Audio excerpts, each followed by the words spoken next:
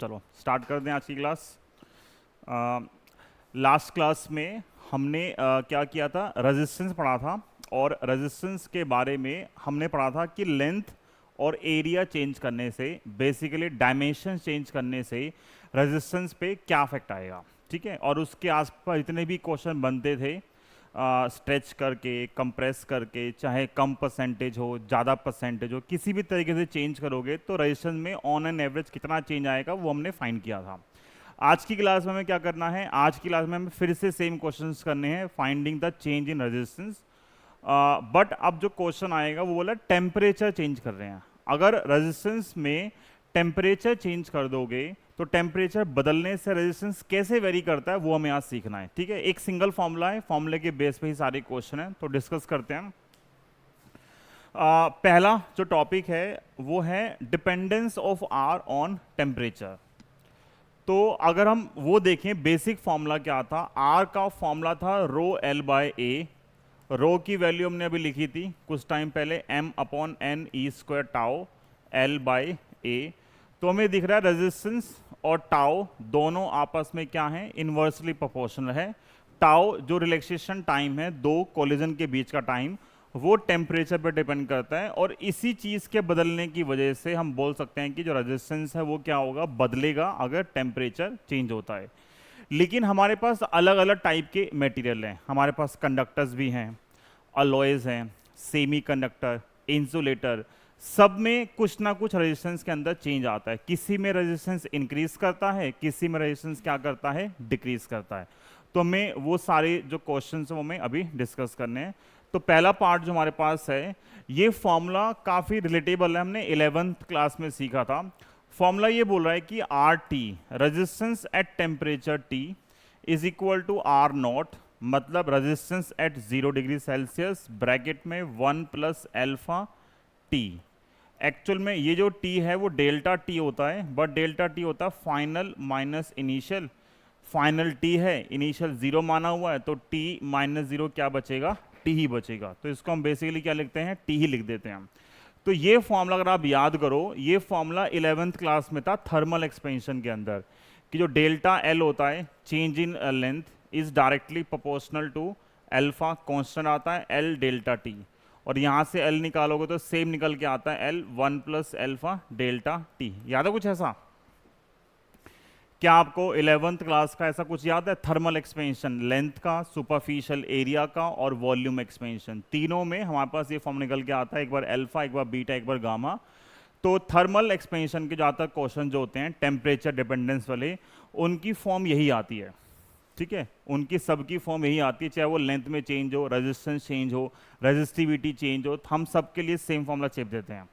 तो यहाँ जो आर टी है इस फॉर्मूले में, इस फॉर्मूले में आर टी है resistance, resistance at temperature T degree Celsius, और जो आर नोट है वो है resistance at temperature 0 degree Celsius. एक टी डिग्री पे है, एक 0 डिग्री पे है, तो वही जो टी है वही टी वाला पार्ट हो गया, टी माइनस 0 टी बच गया, एक टर्म बच गई अल्फा। अल्फा को हम बोलते हैं temperature coefficient, temperature coefficient of resistance.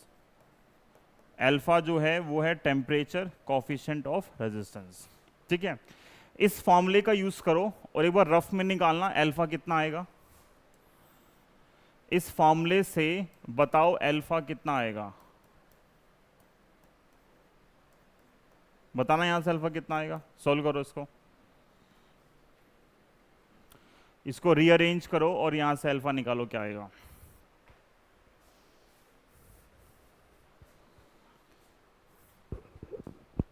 इस फॉर्मूले को रीअरेंज करो और यहां से अल्फा निकालो, टेम्परेचर कोफिशिएंट क्या आएगा देखो, बताओ फटाफट।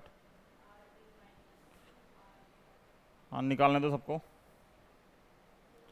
एक दो आंसर मेरे पास आ गए हैं पर सब निकालो। बोलो भाई क्या आया? R T minus R naught upon R naught T.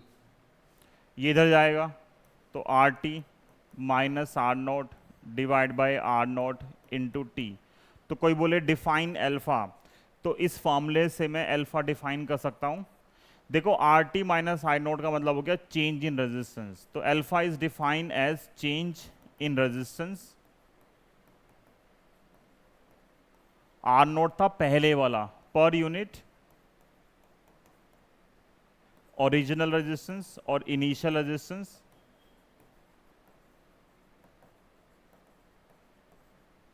And per unit original resistance per unit change in temperature. ठीक है, ये हमारे पास अल्फा की डेफिनेशन आ गई। यहां से इसकी यूनिट क्या आएगी बताना, इस अल्फा की यूनिट क्या आएगी, ऊपर रेजिस्टेंस आएगा नीचे रेजिस्टेंस, इस ये दोनों कैंसिल हो गए, सिर्फ टेम्परेचर बचेगा, तो डिग्री सेल्सियस इनवर्स हमारे पास क्या होगी, अल्फा की यूनिट आ गई। ठीक है, तो मेरे पास पहले पार्ट के लिए this is the first formula. एक फॉर्मूला और आएगा अभी, ये पहला फॉर्मूला है कि अगर मुझे एक टेम्परेचर गिवन है 0 डिग्री का और एक टेम्परेचर गिवन है T डिग्री, एक 0 डिग्री एक T डिग्री, तो दोनों का यूज करके मैं ये फॉर्मूला अप्लाई करूंगा और मुझसे जो पूछेगा मैं वो निकाल दूंगा। अब क्या क्या पूछ सकता है, देखो एक वेरिएबल, दो वेरिएबल, 3 और 4 वेरिएबल हैं, टेम्परेचर, T पर रेजिस्टेंस, 0 पर रेजिस्टेंस, अल्फा और T, चारों में से कोई एक गायब कर देगा, बोलेगा वो निकालो। ठीक है, तो ऐसे क्वेश्चन हम 6 क्लास से कर रहे हैं XYZ के अंदर। ठीक, तो यही सब जो है रिपीट होगा, बस नाम बदलते जा रहे हैं। सोल्व हमें इक्वेशन ही करनी है, 4 में से कोई 3 गिवन होंगे, चौथा निकालना होगा, और अगर 2 निकालने होंगे तो 2 कंडीशन देगा अलग अलग करके। ठीक है, यही सब क्वेश्चन चलेंगे। तो ये एक पार्ट है, लेकिन इस पार्ट से हमें एक चीज और सीखनी है। इस अल्फा वाले पार्ट से अल्फा आ रहा है R T minus R zero upon R naught into T. इस अल्फा का यूज करके हमें क्या सीखना है अभी क्वेश्चन पे जाने से पहले, अगर मैं इस अल्फा को लिखूं कि जो अल्फा की वैल्यू है वो है R T minus R zero divide by R zero और मल्टीप्लाई बाई टी। ठीक है, ये हमारे पास अल्फा की वैल्यू है। अब देखो अगर मैं बात करूं कंडक्टर्स के लिए, अगर हम बात करते हैं कंडक्टर्स के लिए, तो कंडक्टर्स के लिए हमने देखा है जो आर का फॉर्मूला था रो एल बाय ए, उस फॉर्मूले में क्या आता है कि अगर टेम्परेचर इंक्रीज करता है तो टेम्परेचर इंक्रीज करने से जो रेजिस्टेंस है उसकी वैल्यू इंक्रीज करती है। क्यों? क्योंकि टाउ कम हो जाता है, जो हमने लास्ट क्लास में भी एक्सप्लेनेशन दी थी। रो चेंज होगा तो आर अपने आप चेंज होगा, तो टेम्परेचर बढ़ेगा तो रेजिस्टेंस बढ़ेगा। अब देखो इन दो फॉर्मूलों में आर टी है टी डिग्री पे और आर जीरो है किसके ऊपर, 0 डिग्री के ऊपर। तो आर टी बड़ा रेजिस्टेंस है, आर टी या बड़ा छोड़ो, आर टी टी डिग्री पे है और ये जो है वो 0 डिग्री पे है, तो टी डिग्री बड़ा है 0 से। तो अगर टेम्परेचर बढ़ने से रेजिस्टेंस बढ़ता है, इसका मतलब ये है कंडक्टर के केस में आर टी की वैल्यू आर जीरो से बड़ी आएगी। अगर आर टी आर जीरो से बड़ा आता है, इसका मतलब ये है जो अल्फा आएगा ये बड़ी वैल्यू है, छोटी वैल्यू, तो अल्फा क्या आएगा, पॉजिटिव। तो कंडक्टर्स के लिए अल्फा की वैल्यू क्या आती है, पॉजिटिव। अगर आपको 3-4 वैल्यू गिवन अल्फा की और बोलता है कि बताओ इसमें कौन कंडक्टर है, कौन सेमी कंडक्टर है, कौन इंसुलेटर है, कौन अलॉय है, तो हम अल्फा की वैल्यू को देख के डायरेक्ट आंसर बता देंगे। सिर्फ अल्फा को देख के मैं आंसर कर सकता हूं कि वो कंडक्टर, सेमी कंडक्टर, अलॉय क्या होगा। ठीक है, तो ये कंडक्टर के लिए है। लेकिन अगर हम बात करें सेमी कंडक्टर्स की, सेमी कंडक्टर की जो एक्सप्लेनेशन है वो अभी हम वैसे लास्ट चैप्टर में पढ़ेंगे, चैप्टर नंबर 14 के अंदर। यहाँ पे थोड़ा बहुत यूज कर रहे हैं बस। अगर टेम्परेचर बढ़ता है तो टेम्परेचर बढ़ने से सेमी कंडक्टर का जो रेजिस्टेंस है वो कम होता है। कैसे कम होता है, हल्का फुल्का देख लेते हैं, ज्यादा नहीं देखेंगे अभी। ये एक्सप्लेनेशन चैप्टर 14 में डिटेल में आती है। देखो आर का फॉर्मूला था रो, मतलब m upon N E square tau और L बाय ए। जब हमने कंडक्टर्स की बात की तो मैंने बोला टेम्परेचर बढ़ेगा तो टाउ में चेंज आएगा और आर बदलेगा। जो एक्सप्लेनेशन थी हम 2 बार पढ़ चुके हैं अभी 2 क्लास के अंदर। ठीक है, लेकिन जब हम सेमी कंडक्टर्स की बात करते हैं तो सेमी कंडक्टर्स के अंदर क्या होता है, टाउ में बहुत ज़्यादा चेंज नहीं आता। बट सेमी कंडक्टर के अंदर जो n है, number density of charge carriers, conductors में इलेक्ट्रॉन थे, यहाँ पे 2 टाइप के बन जाते हैं। नाम है वैसे इलेक्ट्रॉन और होल्स। ठीक है, बट डिटेल में नहीं जाएंगे अभी नहीं चाहिए। जब बोर्ड का पेपर देंगे तब तक हमें सब डिटेल में पता होगा, तो तब तक के लिए हमें क्लियर इन्फॉर्मेशन होगी हमें कैसे आंसर करना है। अभी के लिए हम शॉर्ट में जितना इस चैप्टर के लिए रिक्वायर है से उतनी बात करेंगे। तो आर का फॉर्मूला ये, सेमी कंडक्टर के अंदर टेम्परेचर बढ़ने से आर कम हो रहा है, क्यों? क्योंकि जो एन है, एन क्या है? Number density. जो नंबर डेंसिटी है चार्ज कैरियर्स की, number density of charge carrier, electron and holes, ये क्या होती है? इंक्रीज कर जाती है। अगर एन बढ़ेगा तो आर क्या होगा? अगर एन की वैल्यू बढ़ जाएगी तो आर क्या होगा? कम हो जाएगा। आर कम होगा तो वही लिखा हुआ है, टेम्परेचर बढ़ेगा तो आर कम होगा। बोलोगे कंडक्टर में ऐसा होता है क्या? कंडक्टर में एन ऑलमोस्ट सेम रहता है। कंडक्टर में टाउ चेंज होता है। सेमी कंडक्टर के अंदर जो डोमिनेंट फैक्टर है, जो ज्यादा चेंज दिखता है, वो किसका दिखता है? एन का दिखता है। कंडक्टर में ज्यादा चेंज किसका दिखता है? टाउ का दिखता है। तो टाउ डोमिनेंट है यहाँ पे कौन डोमिनेंट है? यहाँ पे एन डोमिनेंट है। मतलब एन में चेंज ज्यादा होता है, जिसमें चेंज ज्यादा होगा उसका जो चेंज आएगा रिजल्टेंट वैल्यू के अंदर, वो क्या आएगा? ज्यादा आएगा। ठीक है,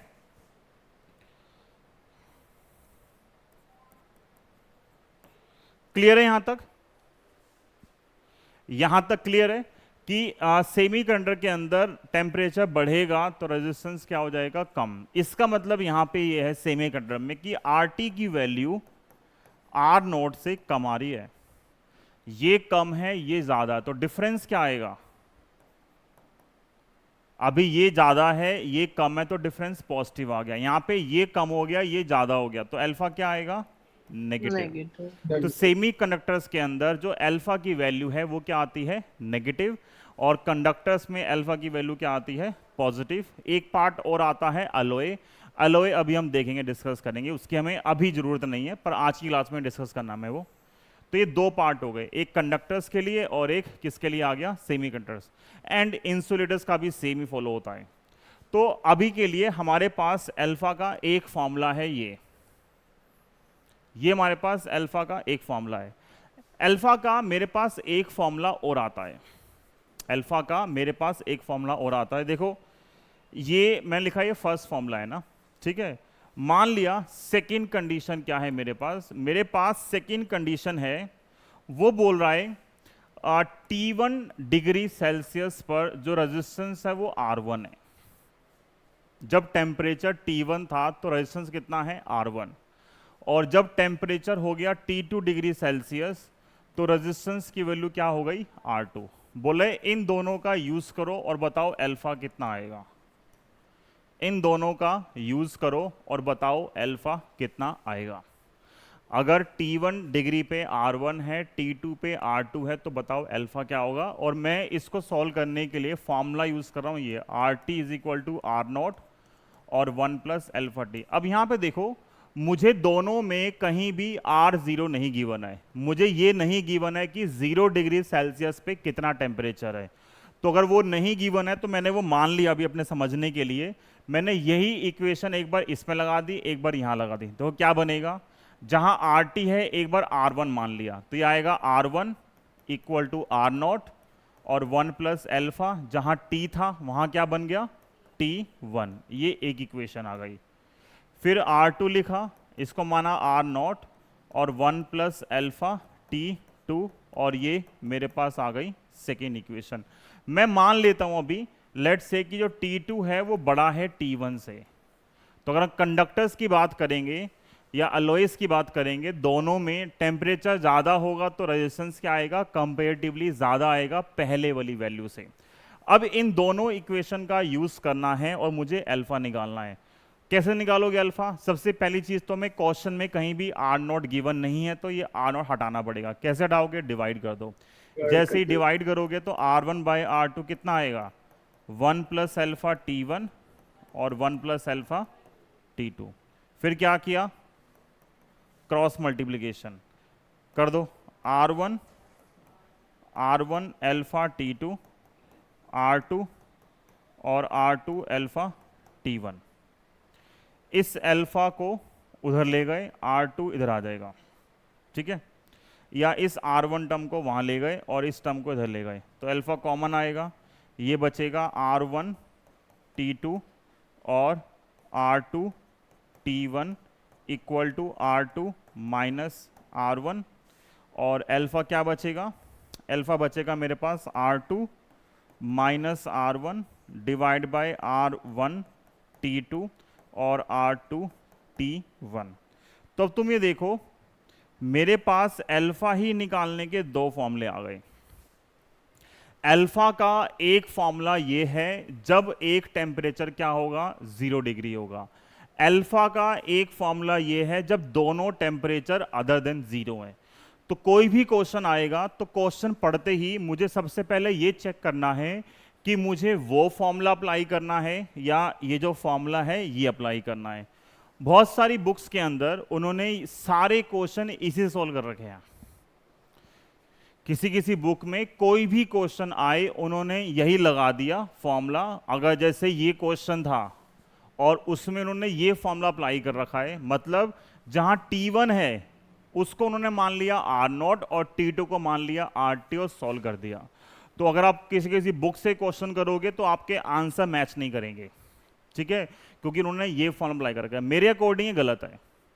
मेरे अकॉर्डिंग वो सर फॉर्मूला सिर्फ तभी यूज होगा, क्या सर वो फॉर्मूला तभी यूज कर सकते हैं जब टेम्परेचर बढ़ा होगा, वरना तो वैल्यू वही, उसके अलग ये तब होगा जब एक 0 पे होगा और ये तब होगा जब दोनों अदर देन 0। अभी हम क्वेश्चन कर रहे हैं प्रैक्टिस, लेकिन बुक्स में अलग अलग तरीके से सॉल्व किया हुआ है। बुक्स में मोस्टली क्वेश्चन इसे सॉल्व कर रखे हैं, ठीक है।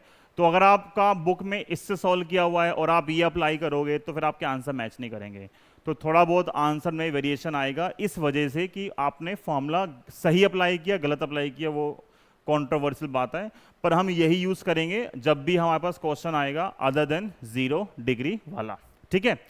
तो ये हमारी थ्योरी है आज की क्लास की अभी इस टॉपिक के लिए, कि मेरे पास फॉर्मूला ये है कि टेम्परेचर चेंज होगा तो रेजिस्टेंस बदलेगा। कंडक्टर्स के लिए बढ़ता है, अलॉयस के लिए बढ़ता है, अभी डिस्कस करेंगे वाला पार्ट।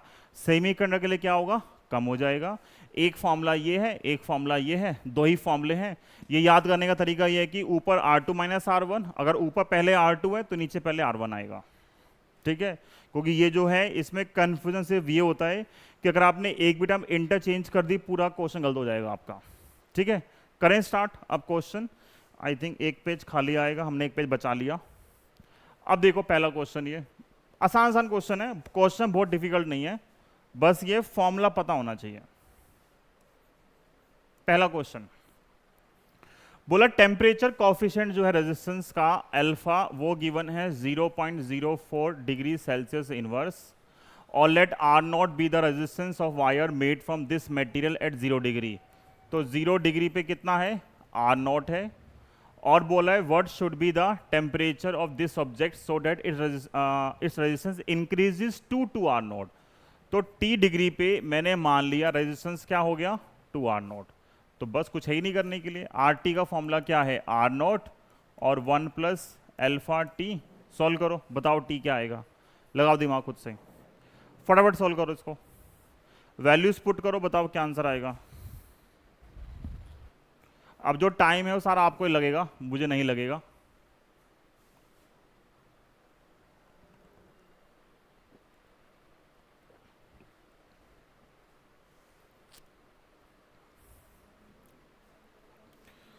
देखो क्या आएगा सॉल्व करके।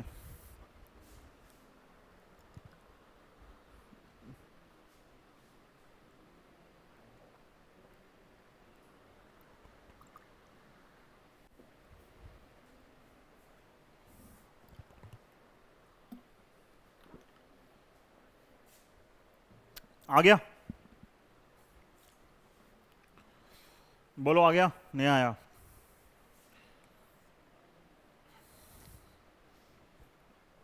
जब हम कराते हैं ना तो बहुत आसान लगते हैं कि क्या ही कैलकुलेशन है, इतनी घटिया कैलकुलेशन क्यों आ रही है।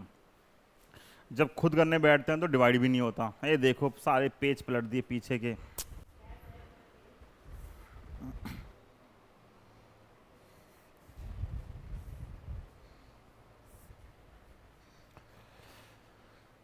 ये देखो ये है 2R नॉट, तुम भी सही कर रहे हो लेकिन और इजी वे में कर सकते हैं। अल्फा 0.04 इंटू टी, ये कट गया, ये आएगा 2 is equal to 1 plus 0.04 T, 1 यहाँ जाएगा तो 1 इज इक्वल टू 0.04 टी, और टी आएगा 1 डिवाइड बाय 0.04, तो 100 अपॉन 4 और आएगा 25 डिग्री सेल्सियस, ठीक है। ठीक है भाई। क्वेश्चन कई बार कैलकुलेशन इजी होती है, हम खुद बहुत टफ कर देते हैं उसको, घटिया घटिया तरीके यूज करके, फालतू की जबरदस्ती की मल्टीप्लिकेशन करके। अब बहुत बच्चे इसमें करते हैं आर नोट को अंदर ले जाएंगे, जब दिख रहा है यहाँ भी आर नोट है यहाँ भी आर नोट है तो कट गया सीधा सीधा, क्यों अंदर लेके जाना, पूरा टाइम वेस्ट कर रहे हो। क्लियर है? पहला क्वेश्चन था, सिंपल था। अगला क्वेश्चन भी सेम है, ये क्वेश्चन मैंने लास्ट क्लास में भी कराया था, जो लॉजिकल पार्ट था। यहां लिखा है इंक्रीजेस टू आर नोट, अगले क्वेश्चन में लिखा है increases by two R naught, बाकी सब सेम है, सिर्फ बाय कर दिया। तो बाय करने से क्या चेंज आएगा बताओ?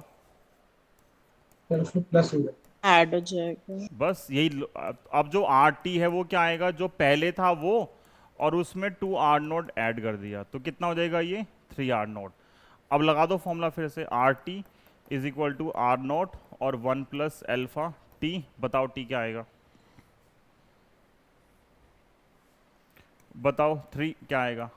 अब तो निकाल लो, अब तो जल्दी सॉल्व कर लोगे। 1 मिनट लो, 1 मिनट से पहले आंसर आ जाना चाहिए, 1 मिनट से पहले आंसर निकाल दो।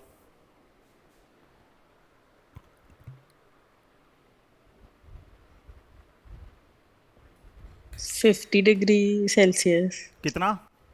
50। 50, हाँ सही है।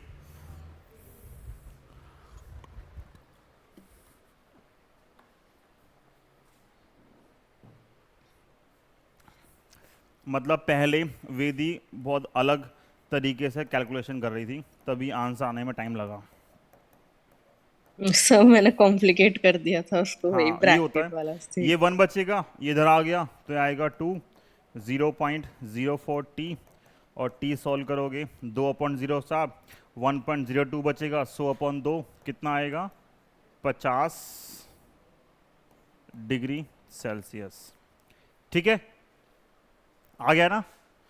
तो ये हमारे पास सेकंड क्वेश्चन हो गया, सिर्फ एक वर्ड चेंज किया पूरा आंसर बदल गया। अगला क्वेश्चन देखो, अगला क्वेश्चन है, मैंने यहाँ पे कुछ क्वेश्चंस के आंसर लिखे हैं जान के, ठीक है? क्यों लिखे हैं? क्योंकि मैं सारे कराने नहीं वाला हूँ, मैं कुछ DIY देने वाला हूँ, तो फिर आपके पास आंसर होना चाहिए, पर लगाना वही सेम फॉर्मूला है। यहाँ लिखा है resistance of a platinum wire of platinum resistance thermometer at the ice point. Ice point क्या होता है?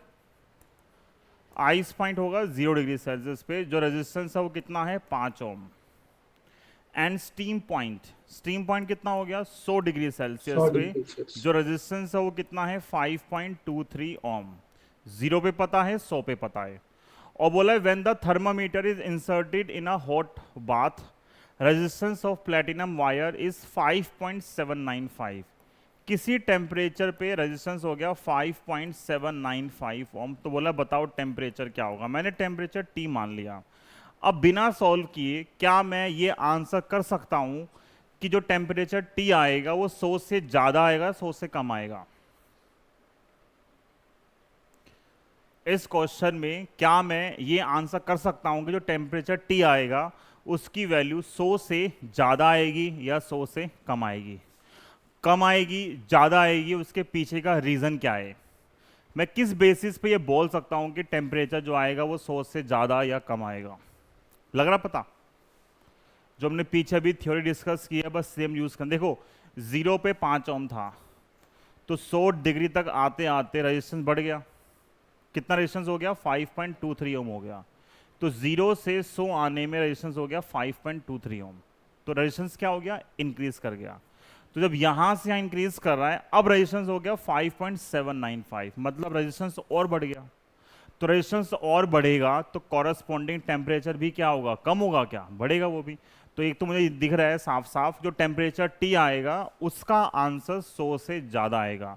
मान लो 4 ऑब्जेक्टिव आते हैं, तो मुझे पता है उस ऑब्जेक्टिव क्वेश्चन में जो भी आंसर, जो भी वैल्यू 100 डिग्री से कम है वो गलत है। क्योंकि अगर रेजिस्टेंस जो है इसके अकॉर्डिंग, इन दोनों के अकॉर्डिंग रेजिस्टेंस टेम्परेचर के साथ डायरेक्टली प्रोपोर्शनल है, तो यहाँ भी तो होगा, यहाँ कैसे अलग होगा?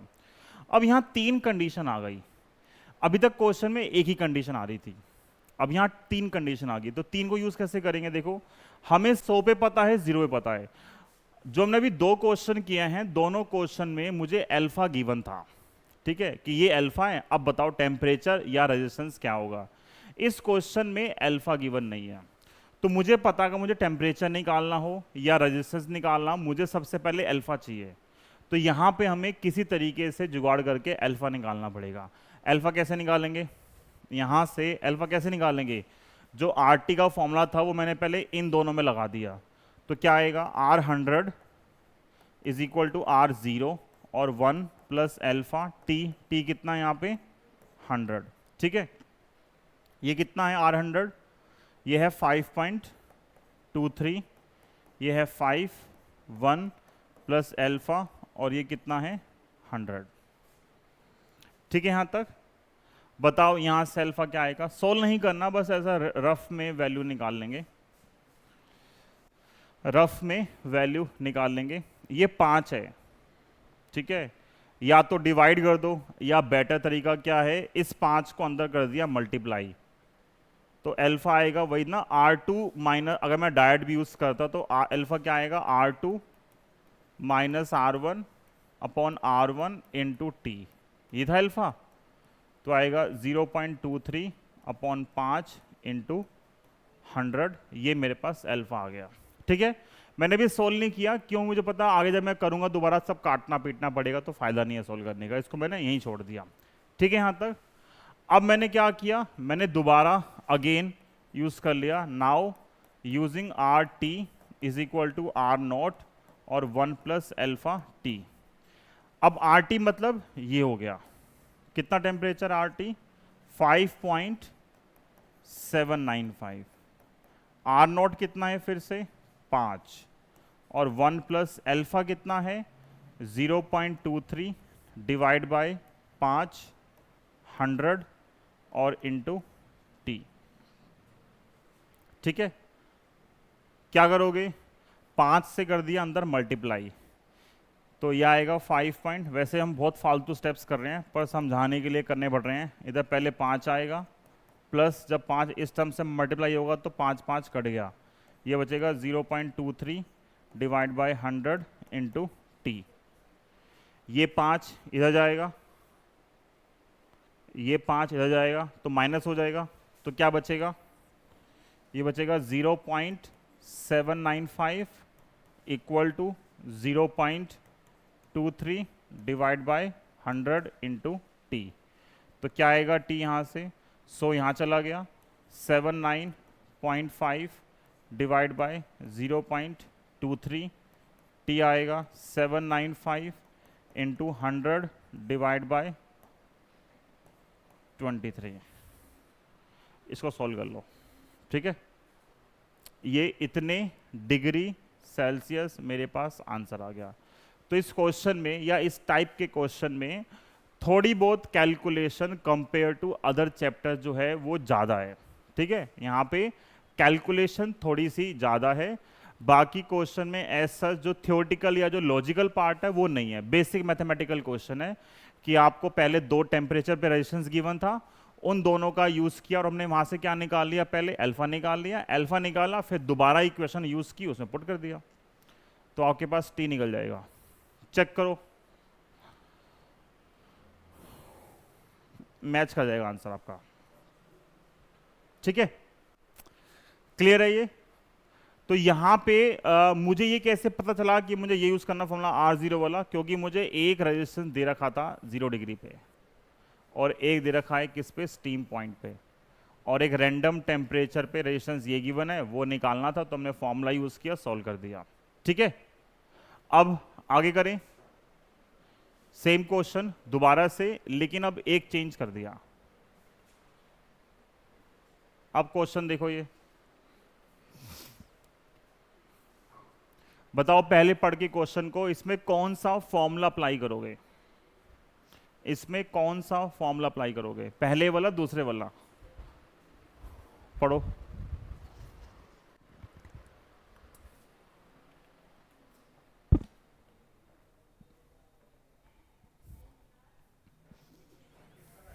यार वो करेंगे ना R2 नहीं सर माइनस अभी, R1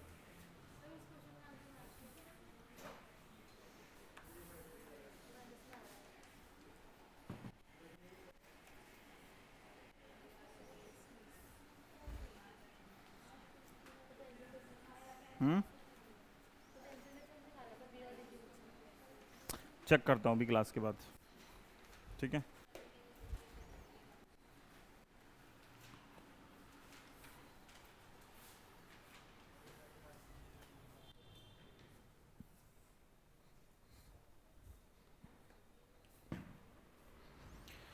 कौन सा लगाओगे, पहला दूसरा?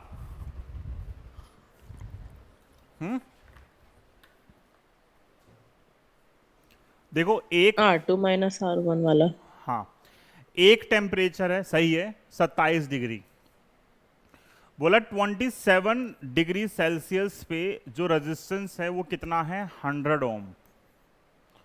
और बोला है what is the temperature of element if the resistance is found to be 117 ohm, और कॉरस्पॉन्डिंग टेम्परेचर अगर हम T मान लेंगे तो T फाइंड करना है हमें। और अल्फा की वैल्यू कितनी है, 1.7 और 10 रेज़ टू द पावर -4। ये 4 यहाँ पे आई गलती से, वहीं आना चाहिए था, ये है। तो अब इस पूरे फॉर्म क्वेश्चन में कुछ भी नहीं है, दोनों में से एक भी टेम्परेचर 0 नहीं है। तो हम क्या करेंगे, हम डायरेक्ट फॉर्मूला पुट कर देंगे, कौन सा, अल्फा वाला, सेकेंड वाला, R2 minus R1 divide by R1 T2 और R2 T1। अल्फा की वैल्यू कितनी है, 1.7, 10 की पावर -4। R2 कितना है, 117 और -100, 117 माइनस 100 कितना आ गया, 17। और R1 कितना है, 100। R2 निकालना है, वो T है, और R2 की वैल्यू कितनी है, 117, और T1 की वैल्यू कितनी है, 27 डिग्री सेल्सियस। 17 से इसको काट दिया, कितने पे कटेगा ये कटेगा 10 की पावर -1 पे, -1 और -4, यह आएगा 10 की पावर -5 इक्वल टू 100T। ये करो मल्टीप्लाई, क्या आएगा,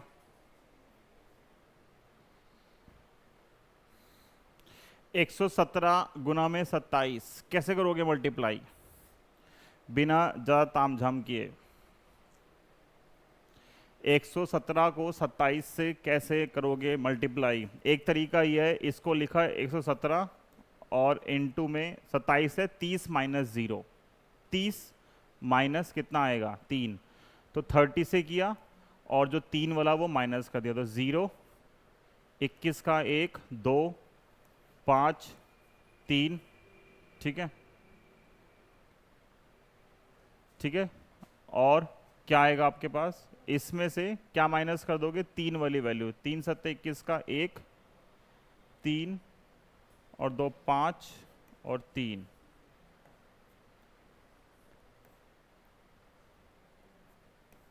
क्या आ रहा है, 3169, ये वैल्यू आ गई, ठीक है। ये -5 है और ये अपॉन में है, तो क्या किया, इसको इन्वर्ट कर दिया, इस टर्म को मैंने इन्वर्ट तो कर दिया। हाँ, तो 3159 आना चाहिए ना। 11 में 125 से कुछ गड़बड़ कर दी क्या? अच्छा 10 आएगा ना ये, ठीक है, वही तो सॉरी, बड़ी बड़ी क्वेश्चन करते हुए छोटी छोटी गलती हो सकती है।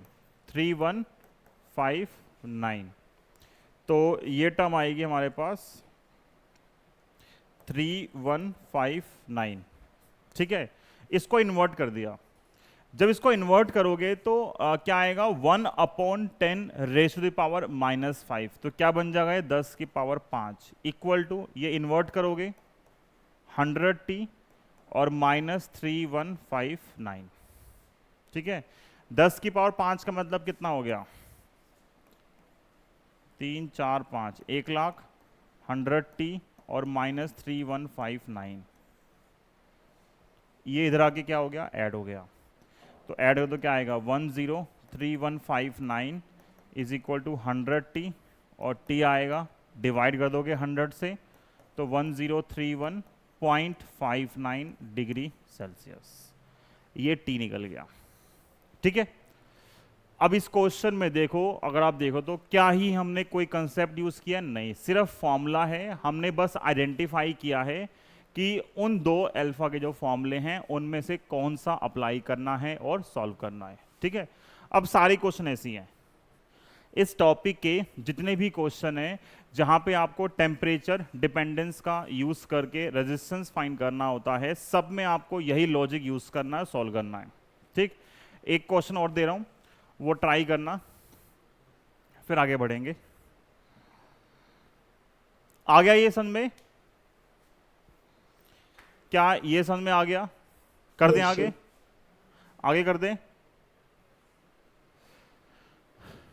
एक क्वेश्चन ये है, ये मैं कराऊंगा नहीं, ये आप ट्राई कर लेना, मैं बस एक हिंट दे रहा हूं इसके अंदर।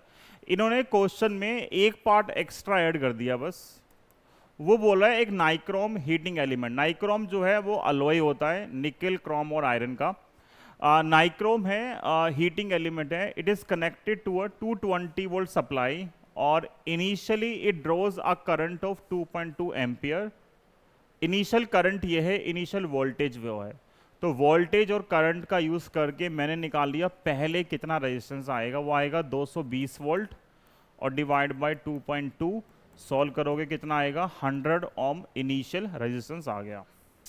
बोला after some time it settle down to a steady value of 2 ampere. Current कम हो गई, जब करंट वोल्टेज सेम है, करंट कम कर दी, करंट कम करोगे तो रेजिस्टेंस क्या होगा, अपने आप बढ़ जाएगा, तो रेजिस्टेंस बढ़ गया। और नाइक्रोम अलॉय है तो रेजिस्टेंस बढ़ेगा, तो कॉरस्पॉन्डिंग जो टेम्परेचर आएगा वो भी क्या होगा, इंक्रीज ही करेगा, कम तो हो नहीं सकता। बोला है find the steady temperature of heating element, room temperature is 30 degree Celsius. मतलब दिस 100 ओम जो है ये रेजिस्टेंस कब था, 30 डिग्री सेल्सियस पे, और ये मैंने किस पे मान लिया, T डिग्री सेल्सियस पे। क्वेश्चन में अल्फा कितना है, वो है 1.7 और 10 की पावर -4। क्या कर सकते हो खुद से क्वेश्चन? अब क्या ये क्वेश्चन खुद से हो जाएगा? अब यहाँ पे बस Yes, ट्रिक sir. क्या यूज हुई है, यहाँ पे हमने बस एक पार्ट एक्स्ट्रा जो ऐड हुआ है, इन्होंने क्वेश्चन में डायरेक्ट रेजिस्टेंस ना दे के हमें वोल्टेज और करंट दे दी। तो इनिशियल वोल्टेज करंट और फाइनल वोल्टेज करंट का यूज करके मैंने पहले रेजिस्टेंस फाइंड कर लिए, अब बाकी पार्ट सेम है। फॉर्मूला क्या है अल्फा का, फॉर्मूला अल्फा का R2 - R1 divide by R1 T2 और R2 T1। फॉर्मूला अप्लाई करो, सॉल्व कर दो। ठीक है, एक पार्ट ये हो गया अल्फा निकालने के लिए, मतलब ये भी सेम ही क्वेश्चन था, बस एक पार्ट ऐड हो गया था। ये आप ट्राई कर लेना, this is DIY question. Answer I think यहाँ गिवन होगा, कितना आंसर है, ये आंसर है, ट्राई करना, मैच कर जाएगा आंसर, होपफुली मैच करना चाहिए। ठीक है, आगे देखते हैं।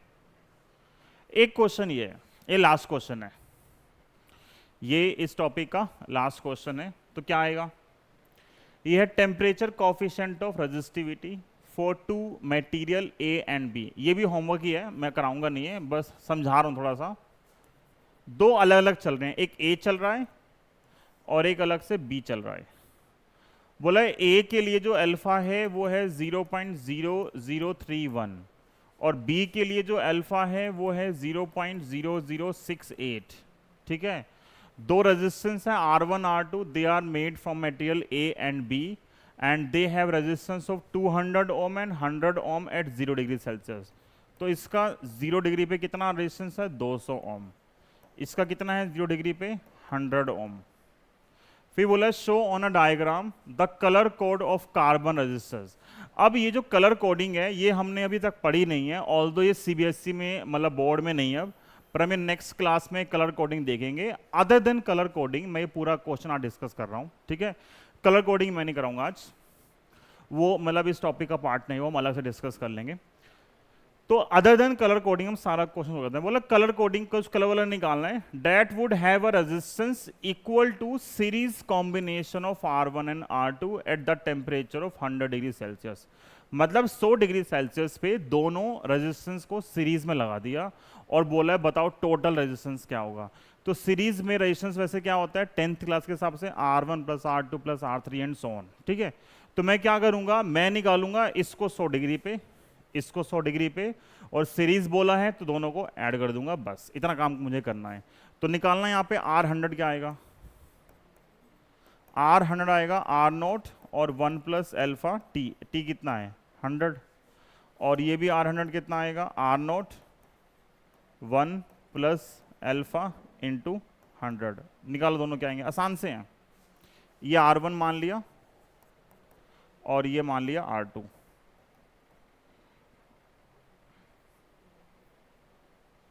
ये R2 है। सॉल्व करो फटाफट, देखो क्या आएगा।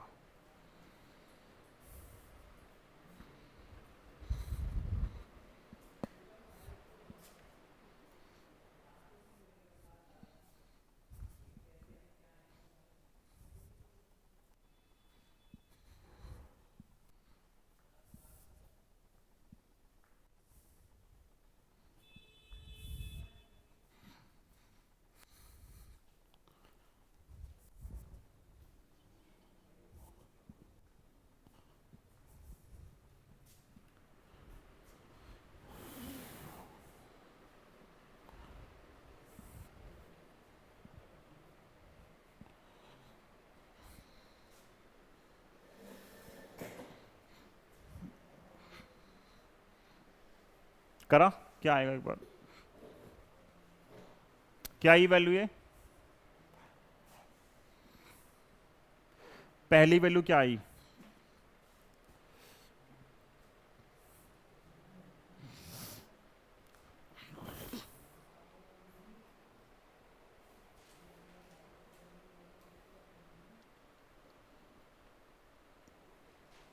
करो सॉल्व।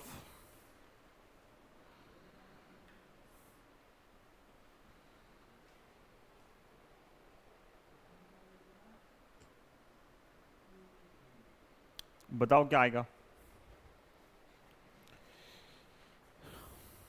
ये करवाना पड़ेगा, ये बताओ करवाना पड़ेगा या हो जाएगा?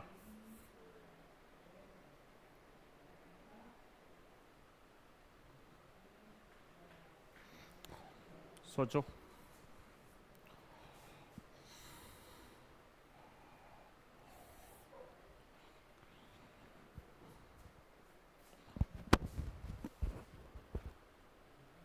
सर दोनों का ऐड करके आएगा 4.0198। अच्छा आ, दोनों का ऐड करके। नहीं, ये वैल्यू क्या आई? सर इन दोनों का ऐड ही कर दिया सीधा। नहीं, ये बताओ ना पहले आया क्या। आर नोट कितना है? 200। तो बता फिर फाइनल आंसर क्या आएगा तेरे हिसाब से? सर मैंने तो मतलब दोनों का ऐड कर दिया, मैंने कॉमन निकाल दिया था आर नॉट और ये उतनी जरूरत ही नहीं है भाई, डाइड हो जाएगा। जब करोगे 100 से मल्टीप्लाई तो ये आएगा 200 और 1.31, 100 फिर जाएगा और ये आएगा 2, 6 और 2, 262 ओम। यहाँ करोगे सेम लॉजिक से, ये है 100 और 1 प्लस एल्फा इज 0.0068 इंटू 100 और ये आएगा 100 और 1.68, 100 फिर गायब और ये आएगा 168 ओम। और अगर सीरीज कॉम्बिनेशन है तो दोनों को क्या कर दोगे, ऐड कर दोगे। तो एक वैल्यू कितनी आ रही है? एक वैल्यू है 262 और एक वैल्यू कितनी है? 168। कितना आएगा? 0, 3, 4, 430 ओम। तो जो कॉम्बिनेशन का रेजिस्टेंस आएगा वो कितना आएगा? 430 ओम। हाँ, इसका यूज़ करके, इस फाइनल रेजिस्टेंस का यूज़ करके हमें बताना है कलर कोड क्या होंगे रजिस्टर के। वो अभी हम नेक्स्ट क्लास में डिस्कस करेंगे कि कलर कोडिंग या कार्बन रजिस्टर्स क्या होते हैं। ठीक है, अभी हमने बस रेजिस्टेंस सुना है, टाइप नहीं सुना है, थोड़ा सा भी डिस्कस कर लेंगे हम। क्लियर है? वैसे बहुत इजी थी कैलकुलेशन के अंदर, हुई क्यों नहीं? अब इससे आसान क्वेश्चन क्या ही आया कोई तुम्हारे पास? इससे आसान क्वेश्चन कोई एग्जिस्ट नहीं करता। ठीक है, आ गया आंसर? Yes sir. अब तो मैंने ही कर दिया अभी भी, तो अब तो यस निकलना ही चाहिए। क्यों भाई हीरो, क्या गलती कर रहा था? ओम। आगे देखो, इसके बाद, इस पोर्शन के बाद जैसे रेजिस्टेंस डिस्कस किया है, सेम तरीके से हमारे पास आती है रेजिस्टिविटी। और वैसे एक क्वेश्चन, ये तो आसान है क्वेश्चन, देखना एक क्वेश्चन ये, अच्छा मैं भूल गया कि मैंने ये क्वेश्चन भी ऐड किया था। बोले वीआई ग्राफ है, एक मेटालिक वायर है, मेटल दे दिया। मेटालिक वायर बोलती मुझे पता है कि रेजिस्टेंस जो है is directly proportional to temperature, ठीक है। और बोला है दो डिफरेंट टेम्परेचर हैं T1 और T2 पे, उस पे उन्होंने वीआई ग्राफ प्लॉट किया है। बोला है which of the two temperature is higher and why, T1 और T2 में कौन सा टेम्परेचर हाई है और क्यों है। तो बहुत बेसिक सा क्वेश्चन है। देखो वीआई ग्राफ के बारे में मुझे पहले से क्या पता है, अगर वीआई ग्राफ एक स्ट्रेट लाइन आती है तो जो स्लोप आएगा वीआई ग्राफ का वो आएगा वोल्टेज अपॉन करंट, और ओम्स लॉ से वोल्टेज अपॉन करंट क्या होता है, रेजिस्टेंस होता है। अगर हम एक वायर ये देखें, मान ले रेजिस्टेंस R1 है, सफ़ेद पे सफ़ेद चला रहा हूँ, दिमाग भी ना कई बार काम नहीं करता। एक एंगल थीटा 1 और ये एंगल कम है, तो देखोगे यहाँ से R1 और R2 में स्लोप ज़्यादा है किसका, फर्स्ट कर्व का, तो स्लोप जो है वो R1 का ज़्यादा है ना। ऐसे क्वेश्चन में पहले डिस्कस कर रखे हैं कैपेसिटेंस के अंदर भी। तो क्या आएगा, R1 resistance is more than R2, लिख सकते हैं नहीं लिख सकते। स्लोप किसका ज़्यादा होता है, जिसका एंगल ज़्यादा होगा, एंगल ज़्यादा है T1 वाली लाइन का, तो इसका स्लोप ज़्यादा मतलब इसका रेजिस्टेंस ज़्यादा है, इसका रेजिस्टेंस कम है, R1 ज़्यादा है R2 कम है। और मुझे ये भी पता है रेजिस्टेंस मेटल के लिए क्या होता है, डायरेक्टली प्रोपोर्शनल टू टेम्परेचर। तो रेजिस्टेंस ज़्यादा है तो कॉरस्पॉन्डिंग जो टेम्परेचर आएगा वो भी क्या आएगा, ज़्यादा आएगा। रेजिस्टेंस ज़्यादा है तो टेम्परेचर भी क्या आएगा, ज़्यादा आएगा। तो T1 ज़्यादा आ गया किससे, T2 से। तो आंसर क्या आएगा मेरे पास आंसर आएगा कि T1 is higher than T2। क्यों, क्योंकि T1 के कॉरस्पॉन्डिंग जो रेजिस्टेंस आएगा वो ज़्यादा आएगा, ठीक है। लेट्स से बोलता है सेमी कंडक्टर है, हालांकि बोल नहीं सकता क्योंकि सेमी कंडक्टर के लिए जो ग्राफ होता है वो ऐसे स्ट्रेट लाइन नहीं आता, बट स्टिल लेट्स से मतलब एक हाइपोथेटिकल पार्ट में मान लें कि ये सेमी कंडक्टर होता, तो सेमी कंडक्टर के अंदर रेजिस्टेंस जो होता है वो टेम्परेचर के साथ क्या होता है, इन्वर्सली होता है वहाँ पे। तो फिर आंसर उल्टा हो जाएगा वहाँ पे। मतलब कोई भी एक ऐसा मटेरियल जहाँ पे रेजिस्टेंस और टेम्परेचर इन्वर्सली प्रोपोर्शनल, तो फिर नीचे वाला आएगा, अदरवाइज क्या आ रहा है, ऊपर वाला आ रहा है इस क्वेश्चन के अंदर। यही सेम क्वेश्चन अगर VI की जगह IV बन जाता, यही सेम क्वेश्चन बन जाता IV, तो फिर अगेन मेरा आंसर क्या आता है इस केस में, इस केस में मेरा आंसर आता T2। क्यों, क्योंकि इसका जो स्लोप आएगा वो R नहीं आएगा, इसका स्लोप क्या आएगा, 1/R। 1/R। तो सेम लॉजिक से देखो, हमेशा ध्यान रखो अगर VI ग्राफ है तो वो सेम क्वेश्चन IV ग्राफ में बन सकता है। VI और IV में स्लोप चेंज होगा और कॉरस्पॉन्डिंग आंसर भी क्या होगा, बदल जाएगा, ठीक है। अगला पार्ट हमारे पास है, अब आ गया रेजिस्टिविटी। तो जो फॉर्मूला रेजिस्टेंस के लिए था सेम फॉर्मूला हमारे पास आता है रेजिस्टिविटी के लिए भी। रेजिस्टिविटी का एक फॉर्मूला मेरे पास है M/N(E²) टाउ, ठीक है। और अगर मैं इसी फॉर्मूले को उसमें कन्वर्ट कर दूं जो R का फॉर्मूला था, तो मेरे पास ये फॉर्मूला यहाँ पे सेम बनता है, एग्जैक्ट सेम फॉर्मूला। यहाँ से अगर आप अल्फा निकालोगे तो वही फॉर्मूला आएगा जो अभी रेजिस्टेंस का किया था। तो सिंपल फॉर्म में अल्फा क्या आएगा, ρT माइनस ρ0 अपॉन ρ0 और इंटू T, ठीक है। ये ऑलमोस्ट क्या सेम ही फॉर्मूला हो गया जो रेजिस्टेंस का था, बस R को रिप्लेस कर दिया रो से। तो सारी चीज जो भी रेजिस्टेंस में डिस्कस की थी वो आपसे दोबारा से पूछ सकते हैं विद रिस्पेक्ट टू रेजिस्टेंस। मतलब कोई बोले कि कंडक्टर है, कोई बोल रहा है कि कंडक्टर है, तो कंडक्टर के लिए मुझे पता है resistivity is directly proportional to temperature.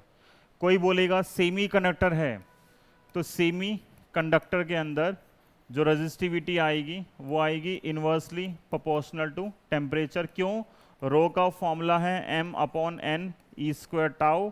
Semi conductor के अंदर N जो है change in N is dominant, तो N जो है मतलब टेम्परेचर बढ़ेगा तो N क्या होगा, बढ़ेगा। N बढ़ेगा तो रो जो है वो क्या होगा, कम हो जाएगा सेमी कंडक्टर के लिए, ठीक है। अभी डिस्कस किया है सेम का सेम। और कंडक्टर में अगर रो ज़्यादा है T के साथ तो अगेन अल्फा क्या आएगा यहाँ पे, पॉजिटिव, यहाँ पे अल्फा क्या आएगा, नेगेटिव। बस यहाँ पे अल्फा जो है वो है टेम्परेचर कॉफिशिएंट, यहाँ पे क्या बोल दोगे इसको, कॉफिशिएंट ऑफ रेजिस्टिविटी। जितने भी न्यूमेरिकल आएंगे सारे न्यूमेरिकल आएंगे रेजिस्टेंस से ही, इससे नहीं आते। अगर ये आएगा तो सिर्फ न्यूमेरिकल क्वेश्चन आएगा कि रेजिस्टिविटी टेम्परेचर के साथ कैसे डिपेंड करती है। तो कंडक्टर के लिए डायरेक्टली है और सेमी कंडक्टर के लिए क्या आती है, इनवर्सली आती है। एक टर्म हमारे पास आती है अलॉय, एक टर्म हमारे पास आती है अलॉय, ठीक है। तो हमारे चैप्टर 3 में कुछ 2-3 टर्म हैं जो अलॉयज हैं जो हम बार बार यूज करते हैं। एक अलॉय आता है नाइक्रोम, ठीक है, एक अलॉय आता है कॉन्स्टेंटन, और एक आता है हमारे पास अलॉय मैंगनीन।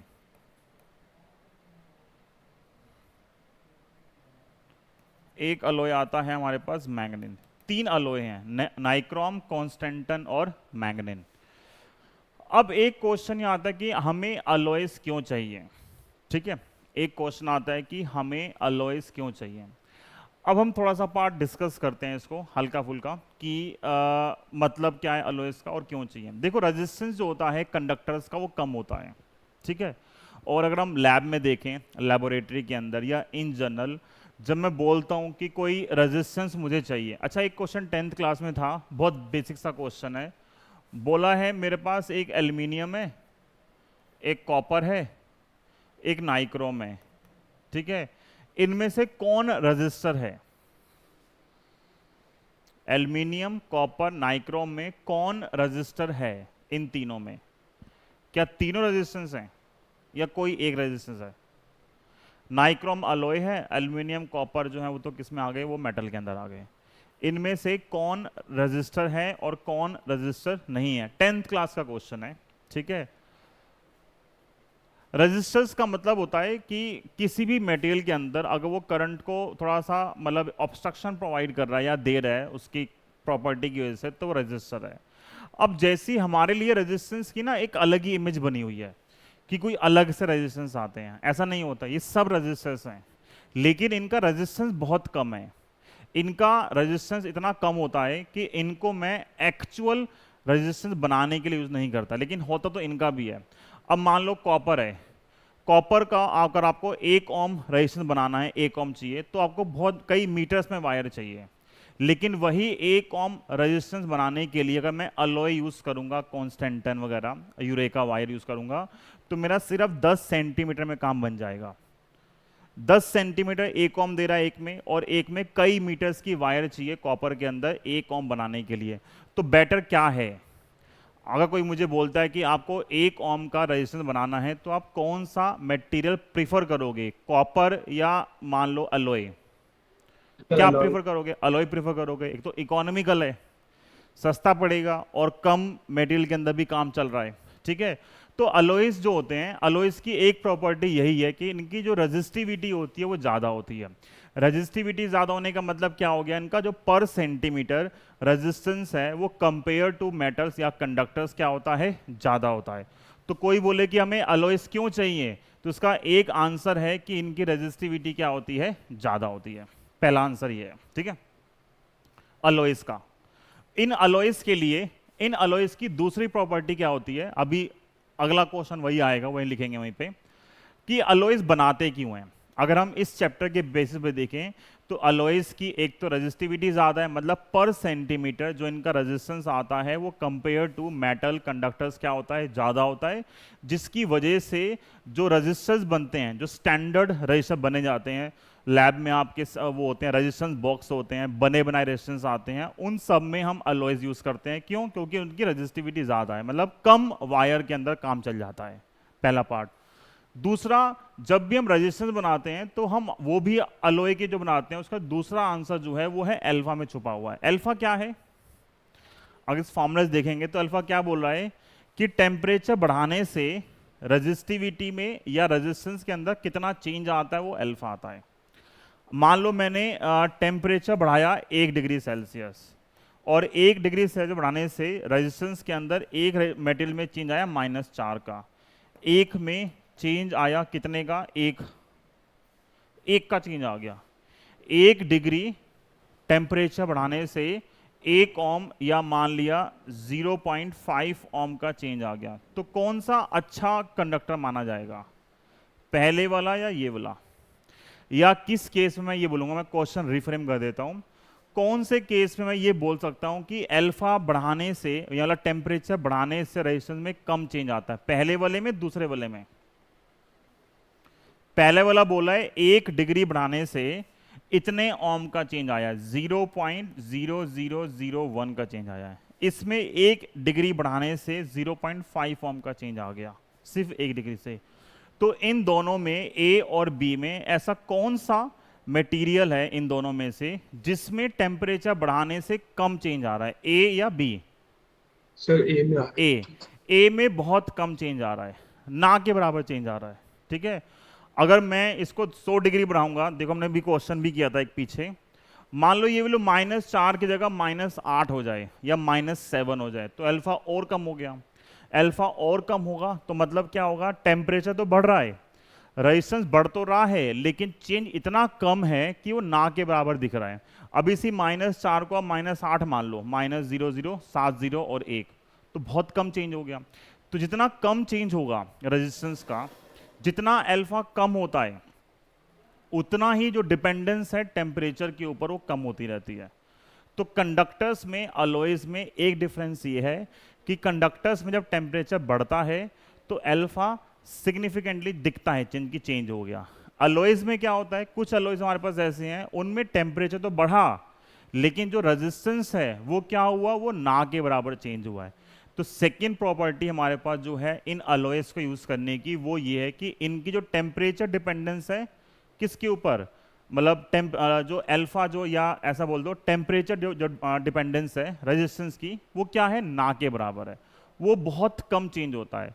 फिर क्वेश्चन ये आता है कि हमें ये क्यों चाहिए, अल्फा कम होने का हमारे लिए यूज क्या है? ठीक है, मान लिया कि टेम्परेचर बढ़ाया, अल्फा में कम आया, अल्फा कम का मतलब है कि रेजिस्टेंस ना के बराबर चेंज हुआ, बट उससे मेरा क्या जा रहा है, मैं क्यों चाहता हूं कि अल्फा कम हो? तो एक एग्जांपल देखते हैं। ठीक है,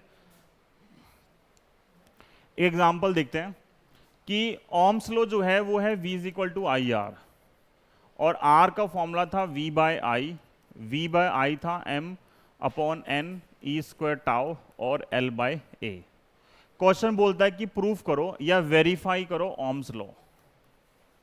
हमें ओम्स लॉ वेरीफाई करना है। ओम्स लॉ वेरीफाई करने के लिए क्या किया, मैंने एक सर्किट लिया, एक बैटरी ली, एक कंडक्टर मान लिया, ठीक है, एक लगा दिया एमीटर सीरीज में, एक लगा दिया वोल्टमीटर पैरेलल में रेजिस्टेंस के साथ।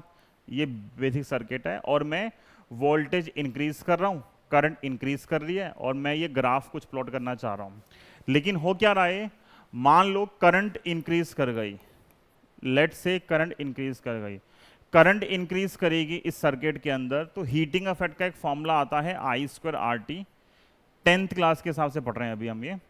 I बढ़ेगा, करंट बढ़ेगी, तो I मतलब I बढ़ेगा तो क्या होगा, हीट जो है हीट बढ़ेगी, हीट बढ़ेगी तो टेम्परेचर क्या होगा, बढ़ेगा, टेम्परेचर बढ़ेगा। अगर ये कंडक्टर है, टेम्परेचर बढ़ेगा तो हर बार रेजिस्टेंस क्या होगा, बढ़ता जाएगा।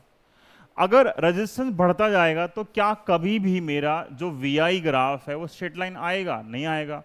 मैंने वोल्टेज बढ़ाई, करंट जो है वो बढ़ रही है, बट साथ साथ जो रेजिस्टेंस बढ़ता जा रहा है, जो रेशियो V/I कांस्टेंट आना चाहिए था वो यहाँ कांस्टेंट ही नहीं आएगा, क्योंकि हर बार करंट के बढ़ने के साथ साथ हीटिंग बढ़ रही है, हीटिंग होगी तो टेम्परेचर बढ़ेगा, R बढ़ जाएगा, तो कांस्टेंट लाइन ही नहीं आएगी। ये लाइन कांस्टेंट सिर्फ तब आ सकती है जब R क्या होगा, कांस्टेंट। तभी हम जब ओम्स लॉ डिफाइन करते हैं तो हम बोलते हैं external conditions like temperature are kept constant. Temperature constant होगा तभी जो R है वो क्या आएगा, स्ट्रेट लाइन आएगा। तो ये आपका एक्सपेरिमेंट भी है 12th क्लास के अंदर ओम्स लॉ का। तो अगर आप कंडक्टर यूज करते हो और ये मेजर करोगे तो R में चेंज आएगा, ग्राफ स्ट्रेट लाइन नहीं आएगा, ग्राफ क्या आएगा, कर्व ग्राफ आएगा। अगर R की जो वैल्यू है, जो ग्राफ है वो कर्व ग्राफ आ रहा है, तो इसका मतलब वो ओम्स लॉ को सेटिस्फाई नहीं करेगा अगर चेंज ज्यादा आता है तो इससे कैसे बचें? तो इससे बचने के लिए क्या किया उन्होंने, यहाँ पे अलॉय यूज कर लिया। अब अलॉय यूज किया तो क्या होगा, अलॉय का मतलब ही यही है, अलॉय की दो प्रॉपर्टी हैं। कोई भी क्वेश्चन आए अलॉय क्यों यूज करते हैं तो हर एक का आंसर फिक्स होता है। एक तो आंसर क्या है, इट हैज हाई रेजिस्टिविटी, ये वाइवा के लिए सबसे कॉमन क्वेश्चन है कि अलॉयस क्यों यूज करते हैं, तो it has high resistivity. And दूसरा आंसर आता है लो टेम्परेचर कॉफिशिएंट। जो टेम्परेचर कॉफिशिएंट है वो क्या होता है, लो होता है, और रेजिस्टिविटी क्या होती है, हाई होती है। High resistivity and low temperature coefficient, ये दो पार्ट हैं।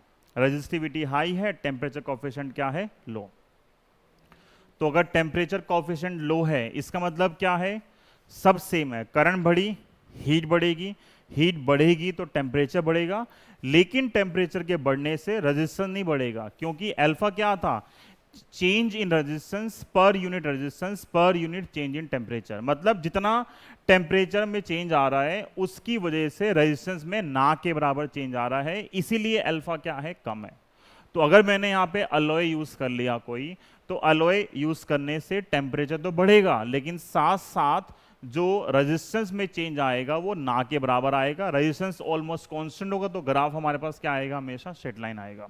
समझ में आ रहा है मैं क्या बोल रहा हूँ, कि वीआई ग्राफ में कोई बोले कि हम अलॉयस क्यों यूज करते हैं, रेजिस्टेंस बनाने के लिए अलॉय यूज करने की दो ही प्रॉपर्टी हैं। पहला है रेजिस्टिविटी हाई है, दूसरा क्या है, जो टेम्परेचर कॉफिशिएंट होता है वो लो होता है। मतलब टेम्परेचर इंक्रीज होने से क्या होता है, चेंज इन रेजिस्टेंस क्या आता है, कम आता इज वेरी स्मॉल। ठीक है, ये हमारे पास क्या आ गया, लो टेम्परेचर कॉफिशिएंट। यही क्वेश्चन जो है मैं अगले वाली स्लाइड में आंसर नहीं लिखूंगा, मैंने यही आंसर लिख दिया है, यही सेम चीज कॉपी पेस्ट करनी है आपको। ठीक है, तो अगर हम आगे देखें,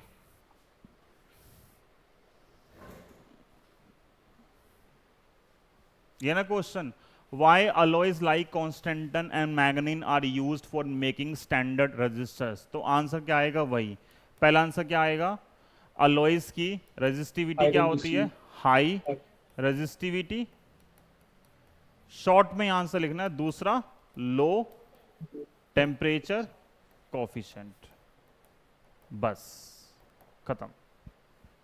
ठीक है, और पीछे एक क्वेश्चन ये, और नहीं बस एक क्वेश्चन बचा है। एक ये क्वेश्चन है, ये डायरेक्ट याद रखने वाला क्वेश्चन है, इसमें ज़्यादा ना एक्सप्लेनेशन नहीं है। ये तीनों ग्राफ एनसीईआरटी के अंदर बने हुए हैं और डायरेक्ट क्वेश्चन छपता है पेपर के अंदर, अगर पूछेंगे तो यही पूछेंगे। बोले रेजिस्टिविटी का टेम्परेचर के साथ वेरिएशन दिखाओ। पहला किसके लिए है, कंडक्टर के लिए, और स्पेसिफाई होगा कि you have to draw only for copper, copper के लिए ड्रॉ करना है। तो मुझे पता है रेजिस्टेंस मतलब सॉरी रेजिस्टिविटी जो है टेम्परेचर के साथ कैसी होती है, इंक्रीज करती है, डायरेक्टली प्रोपोर्शनल है। टेम्परेचर बढ़ेगा तो रेजिस्टिविटी क्या होगी, बढ़ेगी। रेजिस्टिविटी बढ़ेगी तो क्या होगा, अगर टेम्परेचर के साथ जो डिपेंडेंस है वो डायरेक्टली है तो ग्राफ जो है, थोड़ा सा ग्राफ क्या आता है, लो टेम्परेचर पे नॉन लीनियर आता है और फिर क्या बढ़ता है, बढ़ता है। एनसीईआरटी वालों ने इस चीज की एक्सप्लेनेशन नहीं दे रखी, या मतलब लिखा हुआ है बियॉन्ड, जो क्लास 12 था उसके बियॉन्ड है। ये क्वेश्चन अभी कोविड टाइम पे भी आया था। ऑनलाइन बहुत सारी बुक्स के अंदर ये जो रेजिस्टिविटी है वो 0 से दे रखी है। ठीक है, किसी बुक में 0 से है, किसी बुक में ऊपर से है।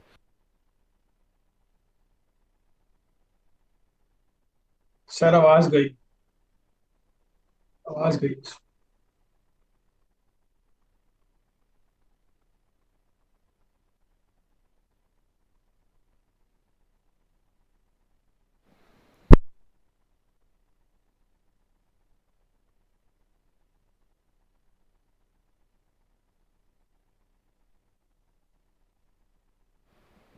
अब आ गई, यस सर आवाज। Yes sir. चलो ठीक है।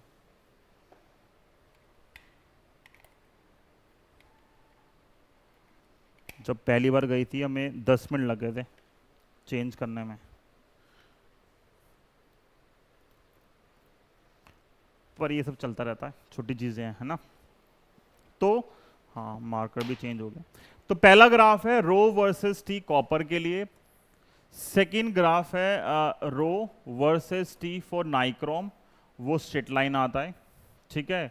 और थर्ड ग्राफ आता है रो versus T temperature for semiconductor, वो हमें पता है डायरेक्टली क्या होता है, इनवर्स। तो अगर ये इनवर्स है तो ग्राफ कैसा आएगा, इस तरीके से, rectangle graph। ठीक है।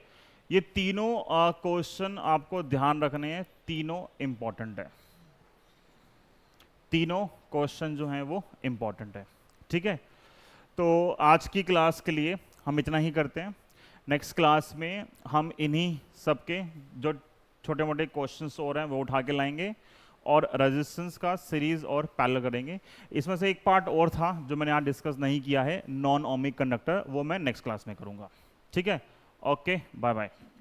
सर हाँ सर रोज अब भी लाइक कल वगैरह भी क्लास मॉर्निंग में ही रहेगी मेरी, क्योंकि स्कूल चालू हो रही है कल से। तो मैं चेंज कर दूंगा इवनिंग में, ठीक है। ठीक है, हाँ, थैंक यू। ओके।